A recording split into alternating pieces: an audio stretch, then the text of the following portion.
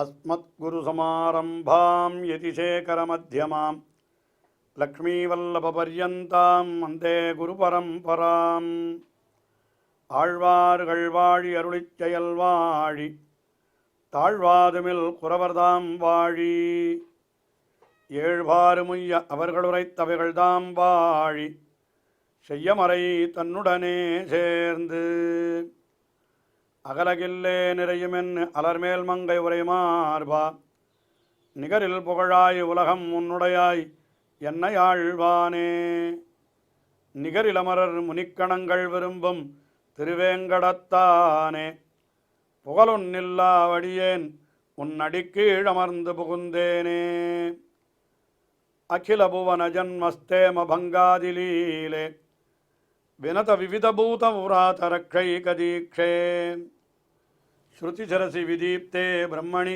ஸ்ரீனிவாசே பவது மம பரஸ்மின் ஷேமுஷி பக்திரூபா.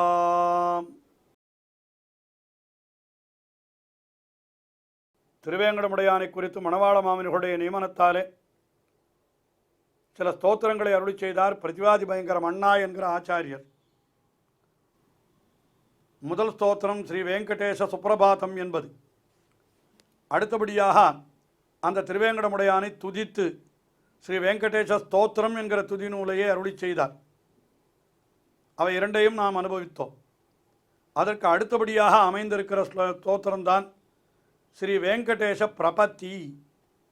அதாவது திருவேங்கடமுடையானுடைய திருவடிகளிலே சரணம் புகுந்து நீ என்னை ரட்சித்தருள வேணும் என்று பிரபத்தி செய்வதாக, நீயே எனக்கு உபாயமாவாய் என்று அவனையே பற்றி இருப்பதாக அருளி செய்யக்கூடிய ஸ்தோத்திரம்தான் இந்த பிரபத்தி என்கிற ஸ்தோத்திரம். இது இந்த ஸ்தோத்திரத்திலே திருவேங்கடமுடையானுடைய பெருமைகளை எல்லாம் சொல்லி அவனுடைய திருவடிகளிலே சரணம் புகுவதைத்தான் நாம் பார்க்க போகிறோம். எம்பெருமான் திருவேங்கடமுடையானிடத்திலே சரணாகதி பண்ணுவதற்கு முன்னாலே பெரிய பிராட்டியாரிடத்து சரணமடைகிறார். இது புருஷகார பிரபத்தி என்று சொல்லுவார்கள். எம்பெருமானார் ஸ்ரீ ராமானுஜர் கூட சரணாகதி கத்தியம் என்கிற தம்முடைய கிரந்தத்திலே ஸ்ரீரங்கநாதனிடத்திலே சரணாகதி பண்ணுகிறார். அப்படி பண்ணுவதற்கு முன்னாலே என்ன பண்ணுகிறார்னா, பெரிய பிராட்டியார் ஸ்ரீமகாலட்சுமியை சரணாகதி பண்ணி ஸ்ரீமகாலட்சுமியினிடத்திலே பிரபத்தி பண்ணி கடைசியில் என்ன சொல்லுகிறார், அங்கேயும் கூட நான் இப்படி எம்பெருமானிடத்திலே மேலே பண்ண போகிற பிரபத்தி சபலமாவதற்கு நீர் புருஷகாரம் பண்ண வேண்டும் என்று அப்படி பிராட்டியை வேண்டு கொள்ளுகிறார். அதனால் பிராட்டியை முன்னிட்டு கொண்டு முதலிலே பிராட்டியை பற்றி அவள் மூலமாகத்தான் எம்பெருமானை பற்ற வேண்டும் என்று அது சம்பிரதாயமாகையினாலே இந்த ஸ்ரீ வெங்கடேச பிரபத்தி என்கிற ஸ்தோத்திரத்திலேயும் முதல் ஸ்லோகத்தாலே அலர்மேல் மங்கை தாயார் அவளுடைய திருவடிகளிலே சரணாகதி பண்ணுகிறார். அவளை புருஷகாரமாக பற்றுகிறார். ஈசானாம் ஜகதோஸ்ய வெங்கடபதேஹ விஷ்ணோः பராம் பிரேயசீம் தத்பக்ஷஸ்தல நித்யவாசரசிகாம் தக்ஷாந்தி சம்வர்தினீம் பத்மாலங்கிருத பாணிபல்லவகயுகாம் பத்மாசனஸ்தாம் ஸ்ரீயம் வாத்சல்யாதி குணோஜ்வலாம் பகவதீம் வந்தே ஜெகன்மாதரம். ஜெகன்மாதரம் பகவதீம் வந்தே, உலகுக்கெல்லாம் தாயாயிருப்பவளாய் பகவதீம் எம்பெருமானுக்கு பத்தினியாயிருப்பவளான பெரிய பிராட்டியார் ஸ்ரீமகாலட்சுமி அலர்மேல் மங்கை தாயார், அவளை நான் வணங்குகிறேன் வந்தே என்கிறார். இன்னும் அவளுக்கு பெருமைகளெல்லாம் சொல்லுகிறார் இந்த ஸ்லோகத்திலே. ஈசானாம் ஜகதா அஸ்ய ஈசானாம், அதாவது உலகுக்கெல்லாம் தலைவியாய் இருக்கிறாள் அவள். எம்பெருமான் தலைவன் ஆகையினாலே அவனுடைய பத்தினி ஆகையினாலே இவள் தலைவியாய் இருக்கிறாள். வேதவம் கூட அப்படித்தானே சொல்லுங்க, அஸ்யேஷானா ஜகதோ விஷ்ணு பத்தினி, விஷ்ணு பத்தினி ஆகையாலே அஸ்ய ஈசானா, இந்த உலகுக்கெல்லாம் அவள் தலைவி என்று சொல்லப்பட்டிருக்கிறது. அதைத்தான் இங்கே சொல்லுகிறார். ஜகதா ஈசானாம், உலகுக்கெல்லாம் ஈஸ்வரியாயிருப்பவள், தலைவியாயிருப்பவள். அதற்கு மேலே வெங்கடபதேஹே விஷ்ணோஹோ பராம் பிரேயசீம், திருவேங்கடமலையிலே எழுந்தொழிருக்கின்றவனான எம்பெருமான் வெங்கடபதி, திருவேங்கடமலைக்கு தலைவன். அவனார் என்னால் பகவான் விஷ்ணு அவன்தான் இங்கே வந்து எழுந்தருளிருக்கிறான். அவனுக்கு மிகவும் இனியவள், அவனாலே மிகவும் விரும்பப்படுபவள், அவனுக்கு மிக மிக இனியவள் என்று அவளை கொண்டாடுகிறார். அதுக்கு மேலே அவனுக்கு இனியவளாய் எங்கே இருக்கிறாள் என்று கேட்டால், தத் வக்கஸ்தல நித்யவாசரசிகாம், அந்த எம்பெருமானுடைய வக்கஸ்தலம் திருமார்பிலே எப்பொழுதும் எழுந்தருளி இருப்பதையே தனக்கு இனிமையாக கொண்டிருக்கிறாள். அலர்மேல் மங்கை உரை மார்பா என்று ஆழ்வார் அருளி செய்தார் அல்லவா. ஆயினால அந்த திருமார்பிலே உறைவதையே தனக்கு பேராக நினைத்திருப்பவள் பெரிய பிராட்டியார். அதை சொல்லுகிறார், பக்கஸ்தல நித்யவாசரசிகாம். அங்கிருந்து கொண்டு அவள் என்ன செய்கிறாள் என்றால், தக்காந்தி சம்வர்தினீம், அவனுடைய பொறுமை முதலான திருக்கல்யாண குணங்களை மேலே மேலே வளர்க்கிறாள். அதாவது அடியவர்கள் எம்பெருமான் திருமுன்பே போய் நின்று என்னை நீ ஏற்றுக்கொள்ள வேண்டும் என்று பிரார்த்தித்தார்களானால், அப்பொழுது அவர்கள் செய்திருக்கிற பாபங்கள் காரணமாக எம்பெருமானுக்கு அவர்கள் மீது கோபம் ஏற்படும். அப்பொழுது என்ன பண்ணுவலாம், பொறுமை பொறுமை என்று எம்பெருமானை என்ன பண்ணுகிறாள் இவள், அவனுடைய அந்த இவளுக்கு தண்ணீரிலே சீற்றத்தாலே, குளிர்ந்த தண்ணீரிலே கூட சீற்றத்தாலே வெப்பம் உஷ்ணம் உண்டாகி விடுமா. அப்பொழுது பொறுப்பது இவளுக்காக என்கிறார் பிளலோகாச்சாரியர். என்கிற குளிர்ந்த திருவுள்ளத்திலே சீற்றம் பிறந்தால் பொறுப்பது இவளுக்காக. அப்போ என்ன பண்ணுவள் பிராட்டி, அவனை பொறுத்துக்கொள் என்று அவனுடைய காந்தி என்னால் பொறுமை, தயை, கிருபை, வாத்சல்யம் முதலான குணங்களை எல்லாம் நன்றாக மேலெழும்பும்படி செய்து இந்த அடியவனை அவன் ஏற்றுக்கொள்ளும்படி செய்கிறாள் என்கிறார். தக்காந்தி சம்வர்தினீம். அதுக்கு மேலே எப்படி அவள் அவனுடைய அதாவது மனத்தை கவருகிறாள் என்னால் அவளுடைய திருமேனி அழகு, அதை வர்ணிக்கிறார். பத்மாலங்கிருத பாணி பல்லவயுகாம், கையிலே தாமரையை ஏந்தி இருப்பாளாம். அதாவது அவர்களால் லீலா புஷ்கமலம் என்று பெயரது. அவர்கள் பெண்கள் கையிலே ஒரு புஷ்பத்தை எப்பொழுதும் வைத்து கொண்டிருப்பதாக நாம் சந்நிதிகளே போனால் கூட அந்த தாயாருடைய கையிலே பார்க்கிறோம், புஷ்பத்தை ஏந்தி இருப்பதாக. பத்மாலங்கிருத, தாமரை பூவினாலே அலங்கரிக்கப்பட்ட பாணிபல்லவயுகாம், அழகான திருக்கைகளை உடையவள். பத்மாசனஸ்தாம், தாமரையிலே வீற்றிருப்பவள் அவள் அப்படி இருக்கிறாள். அதுவும் இந்த இரண்டு திருக்கைகள் என்று தான் இங்கே சொல்ல, பாணி பல்லவ யுகம், யுகம் என்னால் இரண்டு கைகள் என்று பெயர். திருவேங்கடமுடையானுடைய திருமார்பிலே எழுந்தருள் இருக்கிற நாச்சியாருக்கு இரண்டு திருக்கைகள் தான் உண்டு, நான்கு திருக்கைகள் கிடையாது. அதையும் நாம் இங்கே கொள்ள வேணும். பத்மாசனஸ்தாம் ஸ்ரீயம், அவள் ஆரென்னால் ஸ்ரீயம், அதாவது என்ன, பக்தர்களாலே ஆசிரியக்கப்படுபவள், தான் எம்பெருமானை ஆசிரியத்திருப்பவள். ஸ்ரீ என்கிற சப்தத்திற்கே 6 விதமான பொருள்கள் சொல்லப்பட்டிருக்கின்றன. அனைத்தையும் நாம் இங்கே கொள்ளலாம். அதற்கு மேலே அவள் எப்படிப்பட்டவள், அடியவர்கள் செய்கிற குற்றங்களை எல்லாம் பார்த்தால், ஒரு குழந்தை குற்றம் செய்தால் தாயாருக்கு அது மகிழ்ச்சியைத்தான் உண்டாக்குமே தவிர அது கோபத்தை உண்டாக்காது அல்லவா. அதுபோல இவளும் எப்படிப்பட்டவள், வாத்சல்யாதி குணோஜ்வலாம், வாத்சல்யம் முதலான குணங்களெல்லாம் நன்றாக பிரகாசிப்பவள். இவளிடத்தில் அந்த குணங்கள் நன்றாக அப்படி பிரகாசிக்கிறது. வாத்சல்யம் என்னால் என்ன, அடியவர்களுடைய தோஷங்களையும் இனிமையாக கொள்ளுதல்.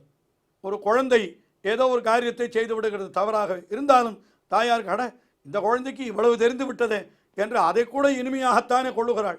அதே போலத்தான் தாயார் பெரிய பிராட்டியார் ஸ்ரீ மகாலட்சுமி அவள் அடியவர்கள் விஷயத்தில் எப்படி இருக்கிறாள் என்னால் வாத்சல்யாதி குணோஜ்வலாம்.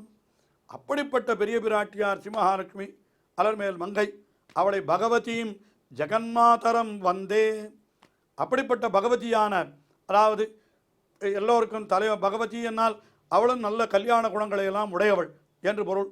அப்படிப்பட்ட கல்யாண குணங்களை உடையவனான ஜெகன் மாதரம், உலகுக்கெல்லாம் தாயான அந்த பெரிய பிராட்டியாரை நான் வணங்குகிறேன். இதே எம்பெருமானார் கத்தியத்திரயத்திலே அருளி செய்த அதே விஷயம்தான்.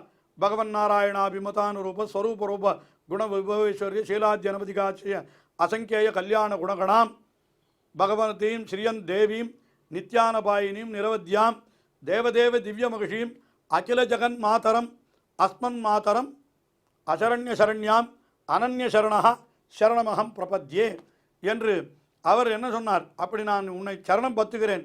எதற்காக? நான் பகவத் சரணாரவிந்த சரணாகதி யதாவஸ்திதா அஸ்துமே, பகவானை நான் சரணமடையப் போகிறேன், அது நன்றாக பலிக்கும்படியாக தேவரீர் புருஷகாரம் பண்ண வேணும் என்பதற்காக உம்மை பற்றுகிறேன் என்று அப்படி அருளி செய்தார்.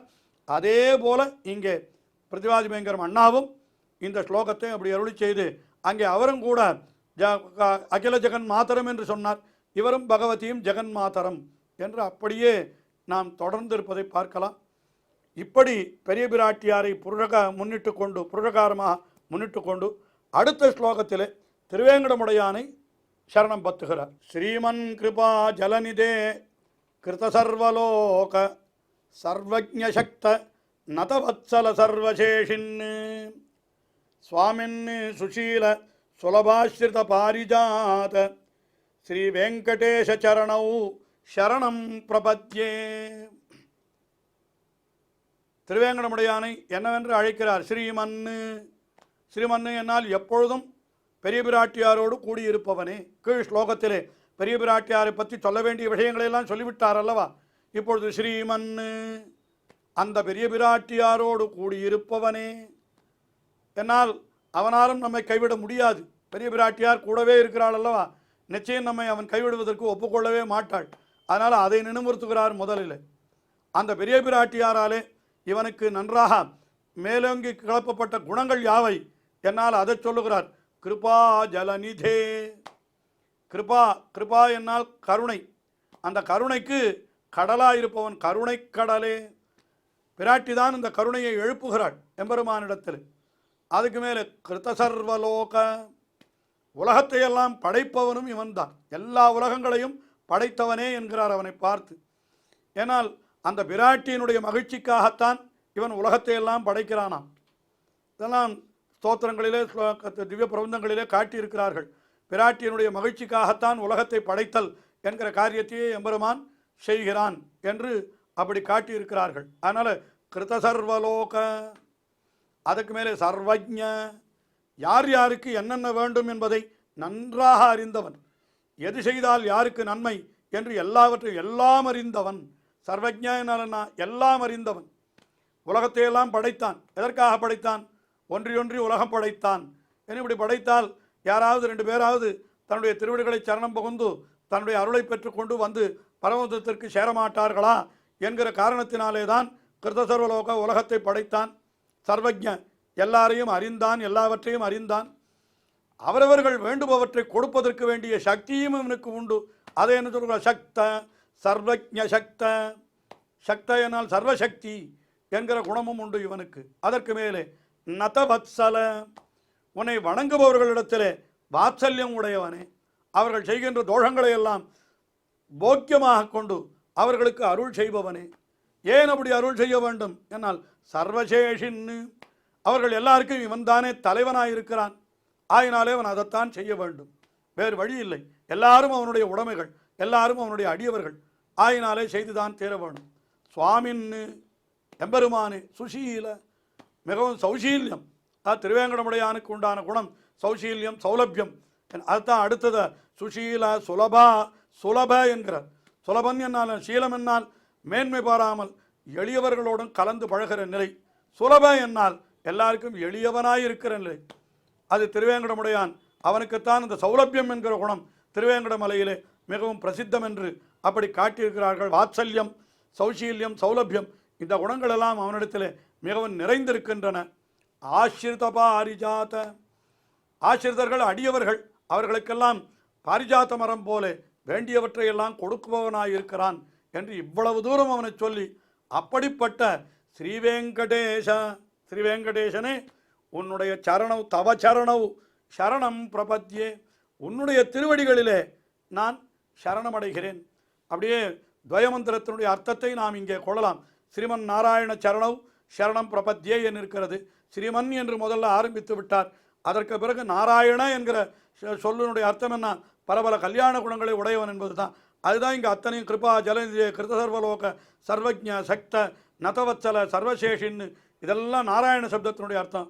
கடைசியில் சரணவ் சரணம் பிரபத்யே என்று துவயமந்திரத்தினுடைய பூர்வ வாக்கியம். அதை அப்படியே இந்த ஸ்லோகத்தில் அனுசந்தித்து விட்டார் பிரதிவாதி வெங்கரம் அண்ணா என்றே கொள்ளலாம். தொடர்ந்து அவருடைய ஸ்லோகங்களை அனுபவிப்போம். ஸ்ரீயக்காந்தாய கல்யாண நிதயே நிதயேர்த்தினாம் ஸ்ரீவேங்கட நிவாசாய ஸ்ரீனிவாசாய மங்களம்.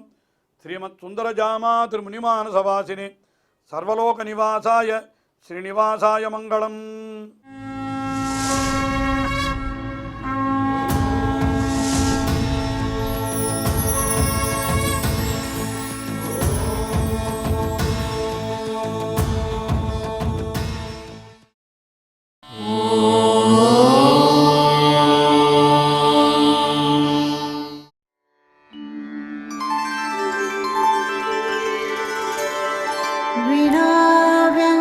विनाव्यङ्कटेशं ननाथो ननाथः सदा व्यङ्कटेशं स्मरामि स्मरामि। हरे व्यङ्कटेश प्रसीद प्रसीद।